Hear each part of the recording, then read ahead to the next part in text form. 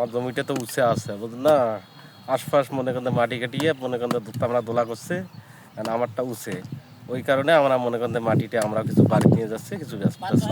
এই জমিওয়ালা মনে করেন মাটি বিক্রি করছে বা অর্ধেক মাটি তার বাড়িতে নেওয়ার পর অতিরিক্ত মাটিটা বিক্রি করতেছে। হ্যাঁ, তারপরে মনে করেন আমরা এই যে সকালবেলা ঘুম থেকে উঠে আসি আমরা মনে করেন গাড়িতে কাজ করি, দিন কিস্তিতে 500-700 টাকা পাই, এটাই আমাদের। আর মাটি যারা বিক্রি করে তাদের লাভ, আর যার যে মাটি কিনে নিয়ে মনে করেন বিক্রি করে তার লাভ। এখানে আমাদের লেবারের কোনো কিছু নাই। এক গাড়িতে লেবার পায় 150 টাকা, 160 টাকা, ড্রাইভার পায় 50 টাকা, আর তেল যায় মনে করেন 100 টাকা। সকালে 7:30টায় আসলে বিকাল 5টা পর্যন্ত কাটলে 20 গাড়ি পর্যন্ত কাটা যায়। এতে যে টাকা ইনকাম হয় সেটা আমরা সবাই মিলিয়ে করি, আর বাকিটা মহাজন পায়। এই রাস্তা ভাঙি যায়, এইগুলোই তো হইতেছে। আর বেশি রাস্তা ওই যে ওখানে এই যে গ্যাপ লাগছে, এক কাকড়া মাটি তো দেয় না এরা।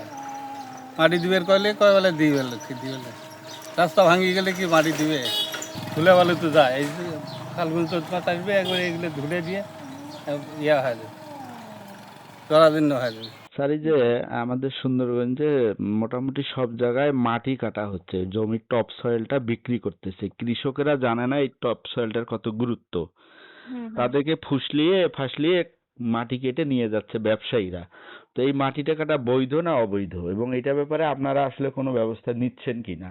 হ্যাঁ, আমরা যে এটা তো অবৈধই, আর যেখান থেকে অভিযোগ আসছে বা আমরা নিজেরাই খবর পাচ্ছি সেখানে এসিলেন তো প্রতিনিয়তই অভিযান চালাচ্ছে। গতকালকেও গিয়েছিল, আজকেও ও যাবে, বিকেলে বের হবে। প্রতিদিনই অভিযান চালানো হচ্ছে, কোথাও না কোথাও যাচ্ছি।